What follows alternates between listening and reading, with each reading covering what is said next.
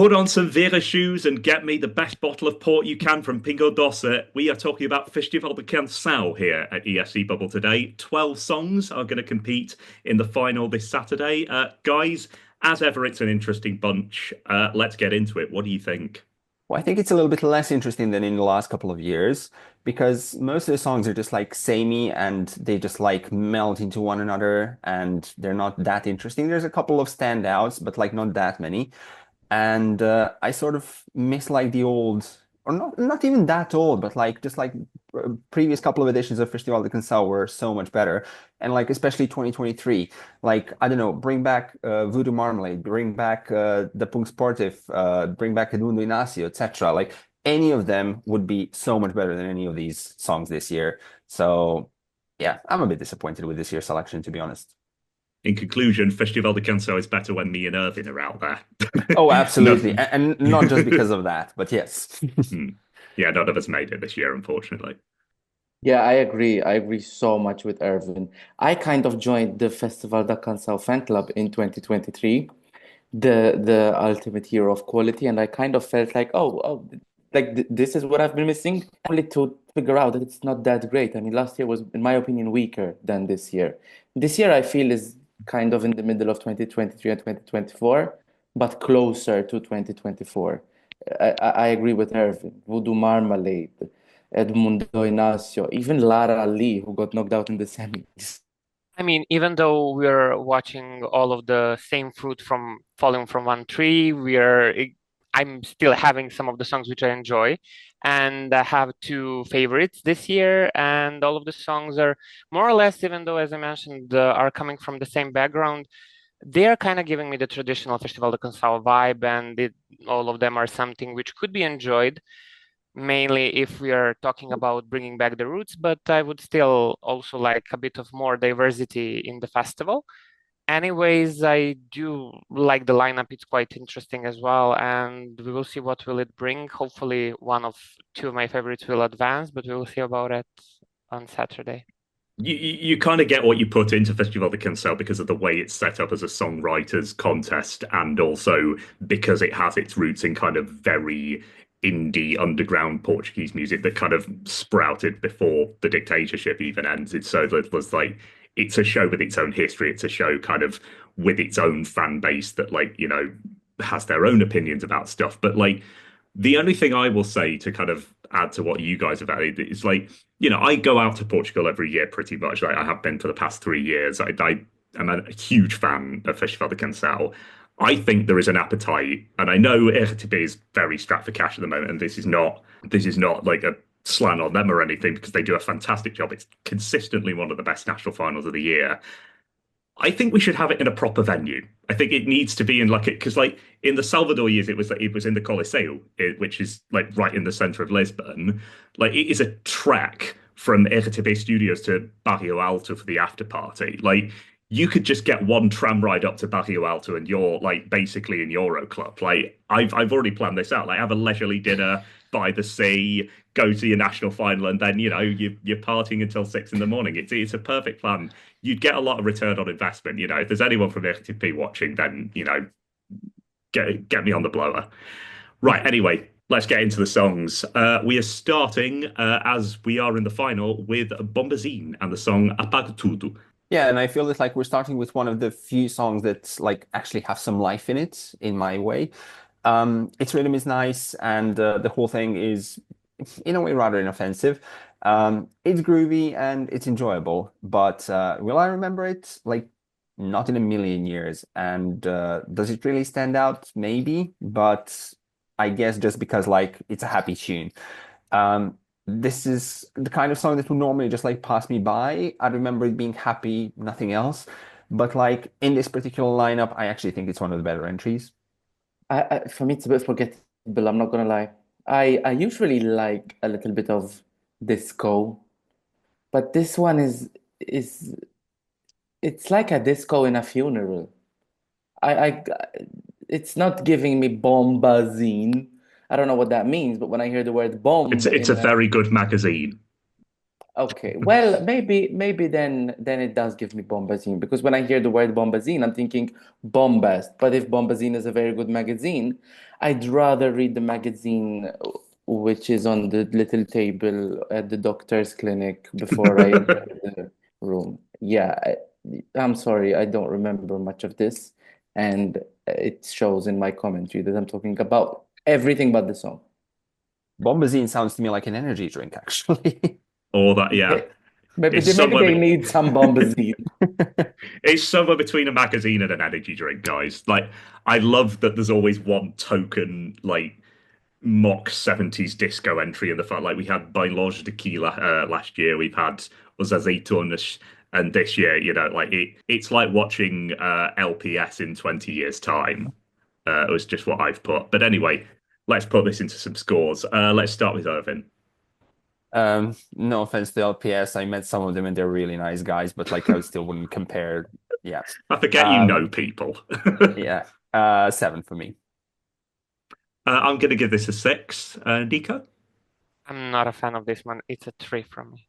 Ooh, Sean? 4. Not much better. It's 20 for Bombazine. Magazine or energy drink. Not surprised you like them, Urban, because they are the closest to the ukulele builders. But anyway, we move on to something completely different now. Our second song, it's Marco Rodrigues, and the song is A Minha Casa. Definitely a song with lovely lyrics. I love, of course, all of the Portuguese songs are always getting my attention. And he has a lovely vocal. And just out of the start, I was like, okay, let's see where will this go. And unfortunately, it didn't go where I wanted it to go. I didn't get all the power. I didn't get all the emotions set up right. So unfortunately, it's like on a mid level for me. And as much as I wanted it to be, even though, as I said, the lyrics are nice, even though I wanted it to be powerful, it kind of struggles to shine and to bring me all of that energy and power. Even though it's a lovely song in itself, it could be better. I've got all the power. Sorry, no, wrong show. Yeah, I had high expectations for the Marco Rodrigues. He's a bit of a household name in Portugal. O Tempo Exactly. was one of the songs of 2017 in Portugal, other than one you've probably never heard of called Amar pelos Dois. He wrote this. I had a look into this. He wrote this song with a guy called Tiago Machado, and I thought, what, the Portuguese cyclist? It's like, no, it's a different guy. He's a songwriter. Uh, yeah, like you say, Nico, the lyrics are like whatever you language you sing in, like English or Portuguese, whatever. It is very sweet. You're my home wherever I am. There's nothing more perfect than always having you here leaning on my chest. Put her in the recovery position, love. What I always think is like this kind of song. It reminds me there's always like a 50-something crooner in like the Balkan national flag, like in Dora, Pisma, like every year, who has a song that sounds like this, with sort of twangy guitar and like local pipes. It could be like Marco Sculor or something. Like it's lovely for a rooftop or a wine cellar or like, a basement somewhere in Lisbon. But let's not kid ourselves. It's not for Eurovision, but he does have a nice voice. Anyway, let's put that into points. I am going to kick this off with a 6. Nico, It's a 5 from me. Sean, 4. and Irvin. I just have to say that like I adapted my votes depending on like this particular lineup. So this is why my scores are maybe a little bit higher sometimes. Like for the previous song as well, I'm giving this one a 6. I've given it a 6 because it was terrible. Anyway, that is 21 for Marco Rodrigues. He's in the lead. Let's see if our next performer can bring either of those two off what is a very low bar so far. It's Margarida Campelo, and the song is called Eu Sei Que O Amor. Well, I doubt that it will. This is like description of like lounge music or elevator music, like call it what you will. Together with like the outfits, with the staging, and with the 4 backing vocalists like right next to each other on stage, it also felt like little. It was giving like very old Eurovision, like very old fashioned, or maybe even not just like Eurovision, but these like very old American movies or something like that. She does sing this very beautifully, but neither the melody nor the instrumentation, the singing, literally nothing stands out to me. Nothing draws me in. And it's the song that like I just keep forgetting instantly as soon as I listen to it. And I doubt that this is going to do so well in the final, and well, especially here. So This is hilarious, like very relevant to the show. She rose to fame with a solo album called Supermarket Joy, which is incidentally what the artists have when they're preparing their artisanal cheese boards they have in the green room just before the show. Um, you so should have brought some of that joy to the stage, to be honest. Exactly, yeah. I think one of the reasons this got to the final, like I looked at the songwriters. I mean, she co-wrote it with Ana Claudia, who was literally on the Portuguese jury a couple of years ago. Beatriz Pessoa, who was at Festival Da Canção a few years ago. She was one of Maro's backing singers. So this has some big names behind it. Honestly, the first thing I thought when she performed was like the flashbacks to like Laura Pulvedera announcing the Eesti Laul entries in that tinfoil dress with like the sort of the pink flash makeup. Like it's a very specific flashback. If you remember that night, like, you still hear the sound of that dress. And like the song itself, I had a friend comment that like watching Festival da Canção after you've watched a load of other Eurovision national finals, because it is on a bit later usually, it's kind of like tuning into later with Jules Holland. It's very indie, it is often very chilled, and this kind of sums up that attitude, I think. It took me by surprise. I'm not sure if it's genius or it's tried, to be honest, but like it's variety and it's in the final. Anyway, let's put it into points. Can I just say one Yeah. thing? For any of you guys who have been in the MESC streets in the early 2000s, this really reminded me of the first entries of Corazon Mitzi, where literally every song she had was her sat on a piano, dressed like Judas, and four backing vocalists would literally be standing next to her, doing all sorts of ee. This I is have never seen this and I want to see all of it. This song does Google, belong to that time, and it should stay in that time. Google Corazon, My Stranger Love. Let's score Margarida Campelo. Nico, we're going to start with you. It's a 4 from me. Sean? It's a 3 from me. Ervin? Sean's reference to Corazon bumped it up to a 4 for me. Okay, well, we agree on that. I've also given it a 4, giving Margarida the hilariously high score of 15. I promise this is a random order, by the way. It does pick up from here. Let's talk Only one way to about... find out. Let's talk about our next song, which is Calafrio by Jéssica Pina. Is this the girl with the afro who has two other girls with afros? Yes, it is. Yeah. This happens every time. There's always one song that you just don't know, yet you have to talk about. I didn't mind this. I really, really like the fact that she literally made the backing dancers look like her. I was watching the performance and I was literally looking for the slightest freckle to say, they're not triplets. It's giving a bit of Goldilocks with the staging, and I like it. Yeah, in the sense that everyone looks like the lead singer. Oh, not and the Three Bears, like Goldilocks from UMK. Goldilocks and the Three Rings. I have to admit, watching the performance, that's all I could think of. The song,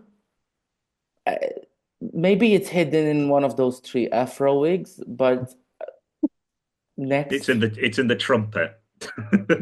Oh yeah, one of them was blowing a trumpet. Okay, I remember that. Yeah. Should I ask you before like we go into these I want to talk about? The trumpet was one of the best bits. Literally the highlight of the song, if you ask me.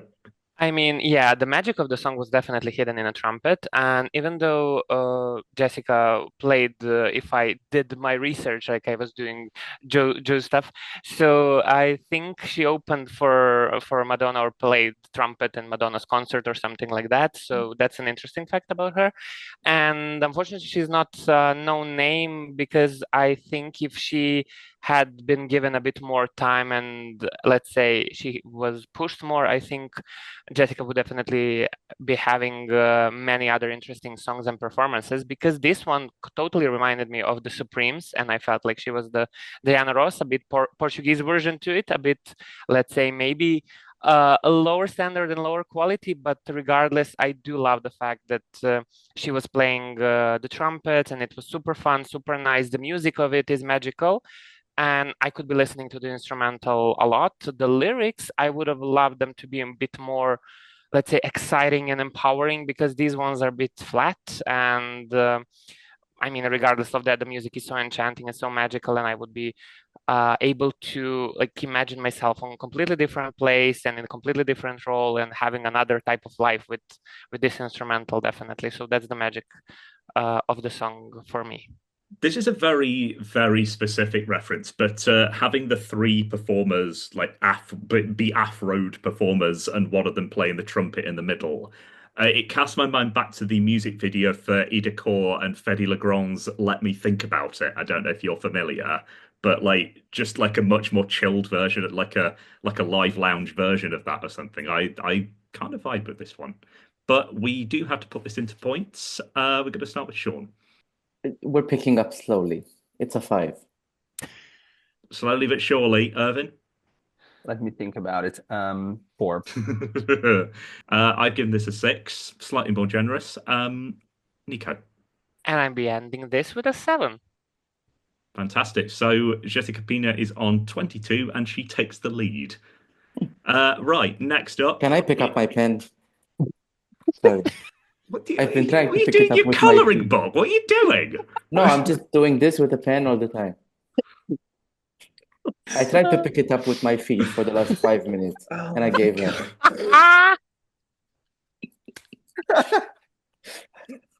You see what I have to put up with? You still watching? Right. Peculiar, which is also an apt description for Shaun. He's singing The Mastor. Oh yeah, I'm going to talk about this one. And that's pretty apt because I got to speak to the guy, and knowing like there is some ESCBubble lore that just gets bigger and bigger every year. That like every time I interview Festival Da Canção artists, one of them we have to sacrifice. One of them just doesn't qualify. We've had Bandua, we've had Fado Bisha. This year it was Chico Reato. I'm really sorry. I will try not to do this again in the future. But Peculiar, I am very happy to say, got the wild card in the first semi-final. He talked a lot about like how his music was sort of influenced by melding the traditional Portuguese sound with more modern beats. Like he's massively into Rosalia and Mahmoud, the latter of which is very obvious if you watch this performance. So he talks about like the Mastori. You know, this is it's a mythical figure that like everyone in Portugal knows, but he sort of uses it as a metaphor for like overcoming that sort of voice in your head that tells you that you're not good enough. Like there's something very dynamic about his performance. It's definitely one of the more modern ones out there. It immediately caught my attention when I first heard it. It lends itself to a very strong stage performance. And again, I'm going to come back to my previous point. This needs to be in a bigger arena to really pop. And also, a little personal thing that I picked up from when I interviewed him. He promised there'd be a lighthouse. There was no lighthouse. Literally, other than that, I have no notes. This gripped me. It was like, you know, it was very un-Festival da Canção. It was very polished. A few tweaks are needed, but like I would say this is a very strong Portuguese entry, and I would be happy if this wins. So I know someone in Armenia called Parj. He's got a cousin in Norway called Kyle Alessandro. They both share a relative in Ukraine. Her name is Jerry Hale. And Jerry Hale's third cousin is Peculiar. It's And Maybelline New York. it's a family tradition to wear all the same clothes. And they also have someone who comes from them very far in Azerbaijan. His name is Fahri. That's literally the first thought I had all throughout the first 3 minutes of me looking at the performance. The song is not bad. I think it's one of the stronger ones in this field. I have to admit, during that 3 minute thought, this is going to be controversial, but I got a little bit of like Portuguese Jota Cabello. I prefer the Portuguese Jota Cabello than the original Spanish Andalusian Jota Cabello. This is good. I think there are better songs, in my opinion, but for me, it toes the line between being daring outside of the typical Festival da Canção box, which, mind you, I typically tend to like. But this is taking it a little bit further, but it's not going completely out of Portugal. Like, for example, last year we had this girl called Filippa who came last in the semi-final, and I really liked the song, but it got criticized by me and by many people for being for having nothing to do with Portuguese representation, which is usually what we come to Festival da Canção for. I mean, this I think balances out the two sides pretty well. I think there is like a middle ground, like too traditional and you put off the public, and too modern you put off the juries. I think this is definitely an example of the latter, but we do Mm. have to score it. Ervin, 6. this is, I think, my number one. I'd give it a 9. Nico, It's an 8 from me. Shaun? 6. And with that, I think Peculiar has got just about as much as the first four combined. He gets 29 points. And now let's move on to Bluay with Ninguém to bring us up to the halfway point. I mean, this one is definitely so magical regarding lyrics. I was like getting emotional while listening to it because the lyrics are so touching and so emotional, as I said. And the dancers are also enhancing it and giving the power to the song, even though a lot of people might say that it's a lovely, gentle ballad which doesn't do a thing. Like for me, it's kind of there, but it needs a little bit of addition in order to become a strong contender because he sings beautifully. He has the emotion in his voice and everything is there. But just, I mean, as it gets amazing, there is something missing still. So I would love it to be maybe a bit more powerful because I would like to have something more than emotion to lean on the song because I wanted to return back to it, to listen to it, not to be just like a one-time wonder and be all emotional and then kind of forget about its existence. But on the other hand, I really love the lyrics of the song. Like honestly, for me, the thing that stands out here the most are the dancers because they're doing an amazing job, and I feel that like they're the ones who sort of like deliver the story that the singer is trying to tell. And again, like it's a perfectly nicely sung ballad, but again, the song just passes me by. Like, unlike with some of the other ones, though, like I have to be honest, like I sort of remember the melody of this one after listening to it, and whilst watching the whole performance from the semi-final, like I did pay a lot more attention to the dancers rather than the singer. And at the same time, like, there was so much going on stage, even though like the singer was mostly just like sat there singing. I don't know, it still passed me by. Overall, like it's average for me. This got a very specific part of my feels, like about sort of, being neurodivergent, like reading the lyrics. It's like this is actually beautiful. Like I didn't give this a second thought when I first listened to it because I don't speak Portuguese, but like actually, if this were in San Remo, it would win the lyrics prize, like hands down. I just immediately connected with it, and then the performance is just so emotional and like, yeah, it's minimalist, but it is really touching. I'm going to kick this off. It is maybe a little bit on the side of minimalist for me to go right into the top, but it is still, it's easily in my top five. I'm going to give this a 7. Nico. It's a 7 from me as well. Shaun. I didn't read the lyrics, but I promise I will. It's a 4. And Ervin. I'll read the lyrics as well, but for me, it's a 5. And that gives Bluay 23 points, and he is in second place for the time being. So we are now at the halfway stage. This is an absolutely mad ranking. Let's have a look at it. Peculiar is out front with 29. Bluay is then 6 points behind on 23, followed by Jéssica Pina on 22, Marco Rodrigues on 21, and Bombazine on 20. I have a feeling that is not going to stick because we now move on to Fernando Daniel with the song Medo. Now, this was one of the songs that I actually listened to before the performance. I watched the performance, and the song and the performance to me meet very, very, very closely in the halfway mark. Fernando Daniel is a big star in Portugal, right? When expectations are high, it is harder for them to be met. From my perspective, I didn't know about Fernando Daniel until he found his way into Festival da Canção. So I did not have any expectations. And even with that, I was not enthralled by by this song whatsoever. I feel like the progression is weak.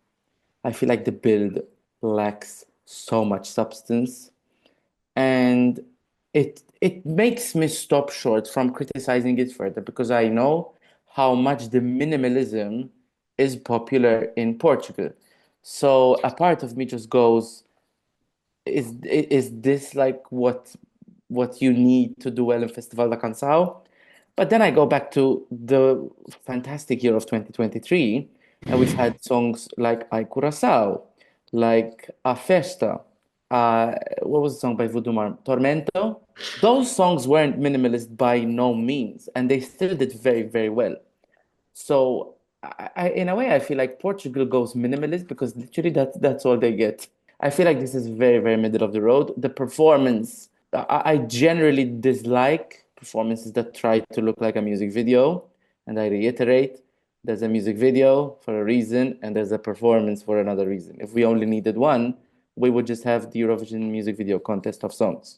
Yeah, everything is very, very middling for me, but in a league of songs where some songs are good but they massively let you down on the stage, or the opposite, some songs are poor but the staging actually elevates them. The middling feature of both of these segments pushes this up the scoreboard in Festival da Canção for me. Yeah, I feel that like this is the most powerful song that we have in this year's Festival da Canção. I actually had the pleasure to interview Fernando Daniel, and whilst I originally thought that like this song was that like he was singing about like a girl or like a special someone, he's actually singing about his love for God and how he prefers to live in fear than without his belief and love for God. I found it a little bit strange, so I didn't know like what exactly to expect from the performance, but he gave one hell of a vocal performance, first of all. Visually, he told a story that, like, I don't know, I didn't quite understand, especially the beginning part, like with the lamp and the table, then him playing the guitar, to then later, towards the end of the song, just like join this tiny little podium sort of thingy that they had on the stage and be surrounded by all of his musicians. But I feel that, like, all of this can be worked on, and it can be worked on rather quickly, and the concept can be changed to work much better for Eurovision. And I mean, that's easily understandable. Back to the song, like, I don't know, the melody of it is quite beautiful as well. And it can actually stay in your head quite easily, even if you don't understand or don't speak Portuguese. What I want to say, like, in this particular lineup, Portugal, this is going to be your song. It won't win you Eurovision for sure, but I feel that like this is going to be your best chance at a good result, or let's just say like a decent result in a Eurovision final. Wow. Hilariously, like you were talking for ages about like how this performance needs to be tweaked. This is the one that I thought, oh my God, this is a Eurovision ready performance. I thought nothing of the song. I thought it was like a blind audition, and then hit that performance, just like, yeah, now we're cooking on gas. This is why he's been in the biz for so long. But yeah, Listen, let's. Portugal won't have budget to take the library and the podium. We had to say goodbye to Mimicat Sofa. I feel like it was a dramatic reenactment of Shaun trying to pick up a pen with his feet. Let's What was? let's score Fernando Daniel. Nico, It's an 8 from me. Shaun, 6. Ervin. In this lineup, it's a 9. Praise indeed. I'm giving this a 7. It would have been a 5 for the song, but it's a 7 with the performance attached. And that gives Fernando Daniel a whopping score of 30, and he goes storming into the lead. Next up is another one of the old guard. These guys used to be called Men on the Couch. Now they're called Napa, because that's what men do on the couch, presumably. Their song's called Deslocado. So this was by far the number one song across streaming platforms in Portugal. It kind of out of nowhere, seemingly. Like, this has got close to 1 million streams on Spotify compared to Josh, who is in second with about 150K as we speak. So the Portuguese Brit rock label is certainly a strong one at Festival da Canção. You kind of have these factions. You have the Pure Fado, you have the sort of the ones that meld tradition and modernity, you have the sort of the disco-y one, and then you have the sort of the men with guitars, and this is where that niche lies this year. I feel like this lot needed to be in like the run up to Liverpool or something. Like, it harks back to like Os Quatro Maya or like Sal or the Black Mamba, who actually ended up winning the show. So they can, there is definitely appeal for this kind of song, and you can definitely tell the influence of this band by the way the lead singer sort of stands like just under the microphone, like Liam Gallagher used to. Like, he sort of sings upwards into it. One of the two songs this year as well, in a in not a huge lineup that deal with leaving Lisbon, leaving the city, so that I'll never belong to the city, the sea of people, the different sun, the pile of concrete. It doesn't feel like home. On par with Capital de Bulgaria, who, by the way, was absolutely robbed. Stylistically, it's like they've all just got out of bed. We're somewhere between like tweed, corduroys, pajamas, army jackets, the lot. This is kind of if Bombazine had style. Like they all have the aesthetic of like, they're gonna have some cheese in the green room and they're just gonna like lapse back into these nightmares of not qualifying in the end, which they did. And they will defo have a good night with the juries, probably with the public too. This is definitely one for the old guard. Like the 60-year-olds from the country are going to be voting for this in their droves. This could be a real contender. Love a bit of chill Portuguese pop rock, but that's just me. I mean, I mostly actually agree with all of the things which you said, and I definitely love the lyrics of this one as well. I mean, along with Bluay's song, this is one of my favorites regarding the lyrics, and definitely so emotional. I especially love the part when they say that they carry the peace of knowing they can return back home, and I mean, yeah, even now I'm getting emotional when I remember the song and the music because it's so touching and it's so magical, and it's also dedicated for all the people who are maybe not residing in the country or the place or the city where they were born, and they needed to move for one reason or the other, and they're maybe feeling lost and confused, and it's so hectic, especially even if you're found in a situation that you move in order to seek better opportunities in life and everything, but then your heart wants to return and longs back for your streets of home and all the emotional and all the nostalgic feels which were there. So definitely it evoked all of that within me, and it's so magical and it's so touching. Their performance was also sweet. They sang it well, and I mean, for me, this is one of my two favorites which I spoke about, and definitely I would be having an eye on this one. So regardless whether they managed to score amazingly or not, I would be listening to this song a lot. Let's put that into points then. We're going to start with Shaun. This was the only song that after I sent in my scores, I looked back at and I said, but PwC logged in my scores. No, not PwC. Just want to point that out. So, JWB. JWB for president. It's a 5. Thank you. Ervin? It's a 5 for me as well. I've been a bit more generous. I've given this an 8. Nico?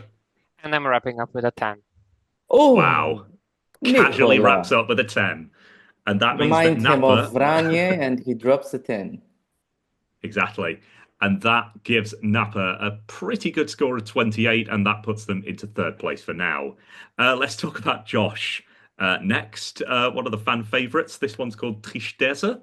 I mean, I could end up being absolutely hated about the comments of this one, but brace yourselves because this one, unfortunately, even though Josh is an extreme artist and like lovely vocals and everything, as it should be done because of the voice and the opportunities which were happening there.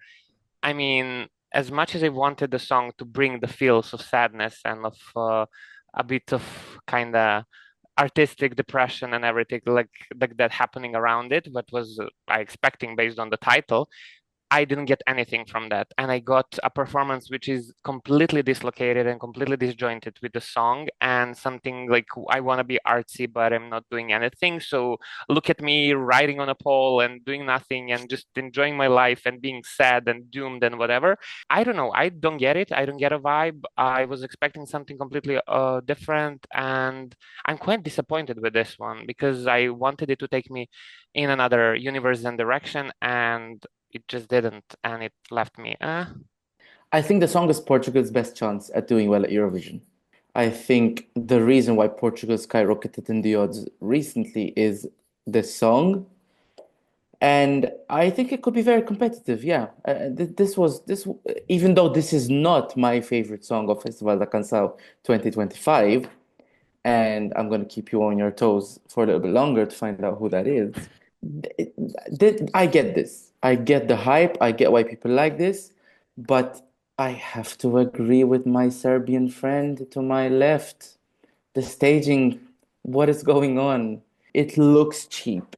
It looks like one of those people on the triple bridge in Ljubljana who are, with an empty tin of tomato paste and some coins in it, and I don't know what's happening. They're standing on air. And to make it worse, to be honest, I mean, I guess it has to be like this because of the illusion, but he's dressed in black. The stage is black. Everything is black. It just looks miserable. Equinox and Bones staged a carnival in comparison to this. This looks miserable. And to top it off, I'm sorry, hate me all you want, those nails are so distracting. They are as long as my mother's broomstick hidden in the closet. It's so distracting. Like literally, you can see him going like this. His hand is under his nose while How his long is your fingers are mum's still broomstick? long. That's what I was wondering as You well. you can see him doing this, and his fingers are beneath his nose, but his nails are still at his ear. Josh, let's have a conversation about staging this song if you go to Eurovision, because whatever's happening right now needs to go. I hate to say it. I'm not usually familiar with the Portuguese voting and how and predict. I don't make predictions for Festival da Canção, but if this song, oh, I dropped my pen again. If this song loses, I think it's Pick going it to up be with your mother's Pick it broom. with your broomstick. Yeah.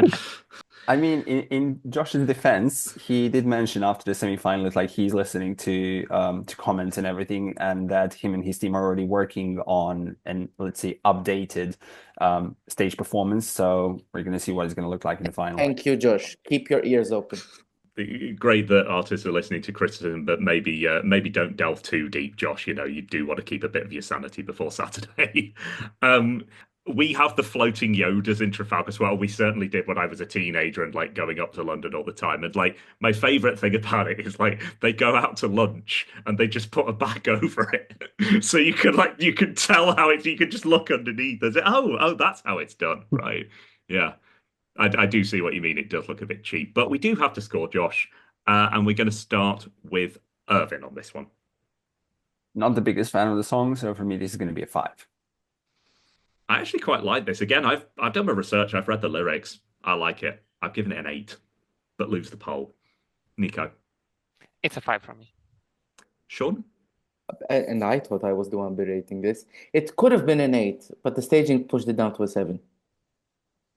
and that gives Josh 25, which I think is what fellow fan favorite Mimi Mercedes got in our Serbia video. Song number 10 is next, and it is Emmy Curl with Rhapsodia de Paz. From the start, so Emmy Curl, you might know her as Catarina Miranda. She came second in 2018. She won the jury vote. She's probably the person in this lineup who knows Festival da Canção best and what it takes to do well at Festival da Canção. Um, she's back with a completely different guys, just as Mimi Cat did a few years ago. She wrote the song with her sister, just like Salvador Sobral did. It's another empowerment anthem. You know, it's an oddly structured song. It's definitely not one. It's definitely one that lends itself more to a live performance than it does to actually listening to it like on a stereo. Like it starts out a bit folky, and then it's a bit fado, and then it sort of breaks down into this sort of funky slap bass spoken word, like second verse. She goes, "Spera, spera, spera," and then it's just a completely different song, which like it always makes me laugh. Backing dancers sort of giving like winged beings from like Thea Garrett, This Is My Dream, Malta 2010, but also something a little bit vid beer as well. I don't know. There was an aesthetic going on there. This one's very difficult to pin down, like as you can probably tell from like how hodgepodge this commentary is. But like, and her vocal was kind of ropey at times, like especially in the a cappella beginning. I don't know if she was meant to be like a tone up or something, but like she got into it as it went on. It's certainly worthy of the fun. I'm glad it got through because it is very quirky and very different. But like, yeah, The thing that I enjoyed most in this one is that, like, again, it's one of the very few songs that had some life in it. And like, what I also liked is that Emmy actually took part in the choreography with the two, like, cat people or whatever they were, that she was joined by on stage. The song for me as well, like, it's a little bit too much all over the place. There's a lot going on already just when it comes to the music.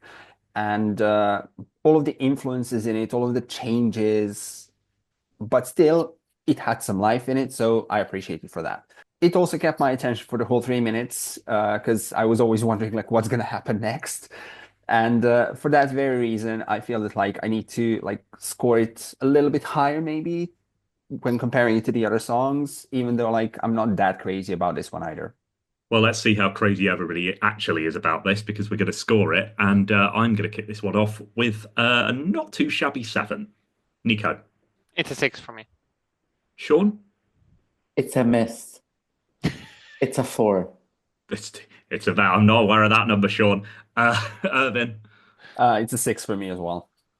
Fantastic. So Emmy Curl gets 23 points. We move on next to our second wildcard entry into the final, just from last week. It's Henka with I Want to Destroy You. I think that everyone knows by now that like I like rock and metal, and when I listen to It's all of the exactly why you're songs, talking about this, Ervin. I guessed, yeah. When I listened to all of the songs for the first time in studio, like I thought like Portugal, this is your song. But then when I watched the semi-final performance, like I immediately understand why Portugal shouldn't send this song, because the live performance was like an absolute letdown for me. There were no issues with any of the screams that she did, but there were quite a few notes here and there that she could not hit. And like apart from that, the staging was like super uninteresting. For this kind of song and for this kind of music, like I feel that like you need a very complex staging, full of energy, with a great concept, and not simply to like make faces with like graphics on screen and shake your head together with your two dancers. Like that cannot be the only thing that you do. And I feel that like this is a wasted opportunity because it's quite a decent song.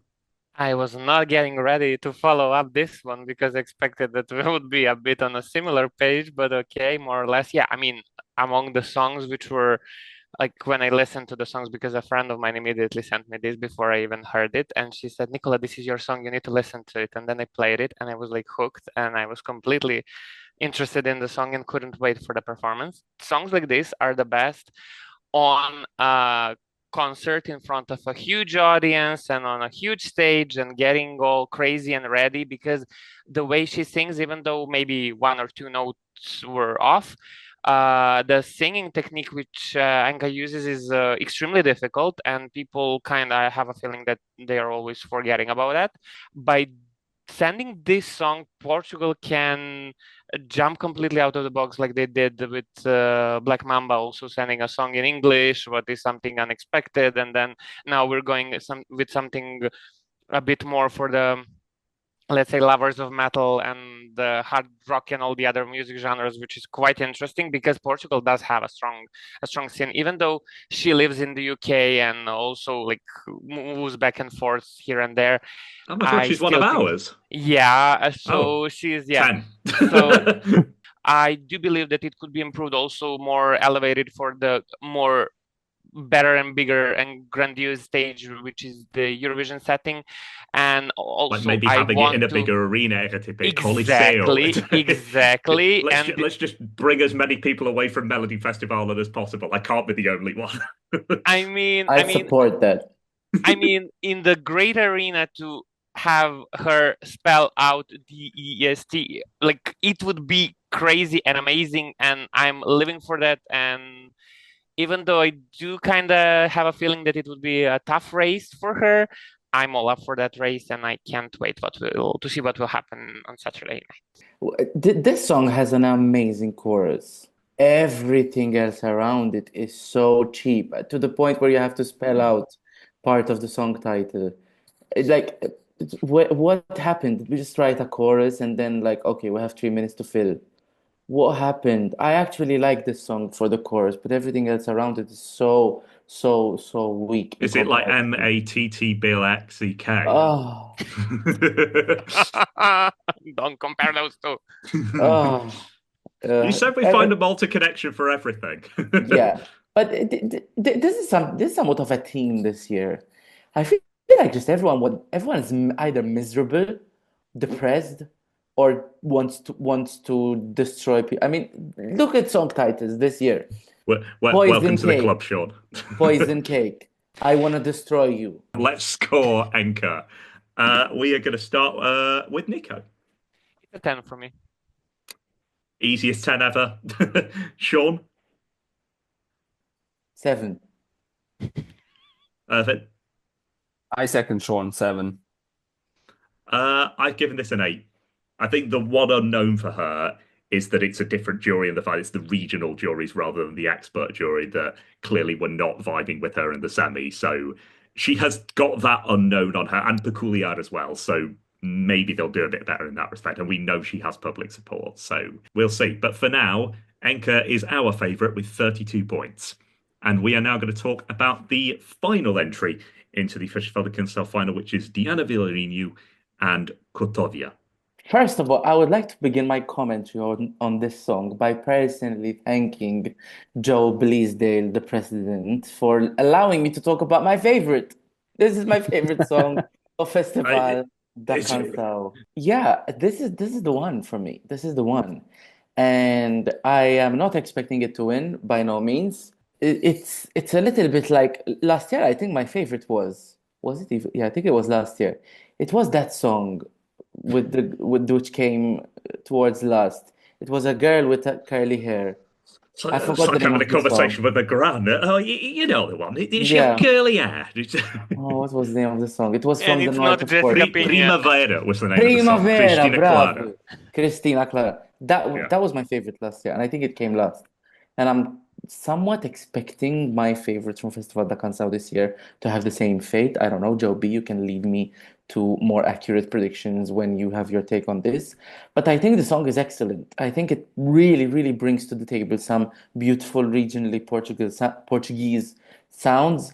I really, really like the staging. I felt like I was looking at an animated depiction of, when you have those like human sculptures and they're on a table and you find out that they are salt and pepper. I know That, exactly what that's you mean. that's what the staging reminded me of. It's like black and white. You see two figurines on the table, and they're like, oh, that's the salt and pepper.